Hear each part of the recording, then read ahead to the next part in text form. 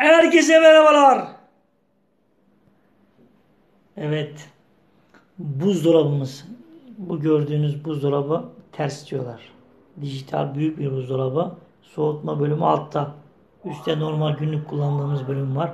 Şimdi bizler bu buzdolabını dijital, genelde bütün buzdolaplarında aynıdır. Dijital göstergeleri nasıl olması gerekiyor? Bütün buzdolabında aynıdır. Yani nasıl kullanacağız? Göstergelerimiz neyi gösterir? Altı neyi gösterecek? Soğutma neyi gösterecek? Üst taraf normal günlük hayatta kullandığımız neyi gösterecek? Bakın şu günlük hayatta kullandığımız. Bakın buradan arttan artırıyorum. Bak artı 7 8'e kadar. En fazla 8. Şimdi burada 4 vardı. 4 bütün buzdolaplarının üst tarafında, yani normal kullandığımız üst tarafı 4'tür yani. 4'te kullanmamız gerekiyor. Bütün ayarlarda normal ayar 4'tür. Bakın soğutma bölümünün ayarı da 8'dir. 18'dir. Eksi 18. Soğutma bölümümüz eksi 18. Normal standart ayarı. Üst tarafında kullandığımız, diğer buzdolaplarında alt tarafında kullandığımız, eski buzdolaplarında alt tarafında kullandığımız 4'tür. Şimdi ekonomi mod vardır. Genelde buzdolaplarını bu şekilde kullanmamız gerekir. Artı 4 ve eksi 18. Ekonomik mod vardır. Mesela ekonomik modda üst tarafı bu. Ters açılı buzdolaplarında üst taraf 8 olur. Dondurucu bölümü de eksi çoğaltıyoruz. Eksi 18 olur. Eksi 16 olur. Ekonomik bölümü de budur. Yani bu ekonomik bölümünü aldığımız zaman buzdolabı az çalışır.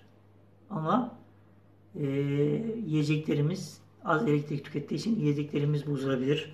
Üst tarafı 8 olduğu için bakın artı 8. Diğer aşağıdakiler de şey yapabilir, bozulabilir. Onun için elektrik az tüketeceğiz diye ekonomik bölümü seçmemize gerek yok. Ya da buzdolabında bir şey yoksa seçebiliriz. Buzdolabımızın ayarı artı 4 ve eksi 18 olacak. Şimdi bakın bir de alt tarafa şey attık. Süper bölüm var bakın bunda. Diğer bölümlerde vardır. Bu buzdolabı alarm çaldı. Kapağını açtığımız zaman alarm çaldı kapağını. Şimdi bakın süper bölüm. Süper bölüm nedir? Dondurucu bölümüne eksi 18 şey ayarlayalım. Dondurucu bölümümüze şey attık. Buraya. Eksi 18 sabit. Bir tane et attık. Herhangi bir şey attık. Hemen dondurmasını istiyoruz. Ne yapıyoruz? Bakın süpere basıyoruz. Bu süper bölümü attığımız, yani dondurucu bölümüne attığımız et ya da herhangi bir şey bozulmasını istemediğimiz hemen donduracak. Hemen buz gibi yapacak. 6 saat sonra kendi normal sönüyor. Ama elektrik tüketimi de fazla oluyor. Şimdi biz bunu buradan aldık. Tekrar alalım. Şu bölüm bakın. Bakın. Vatikon. Vatikon tatil modu. Bakın ne yaptı?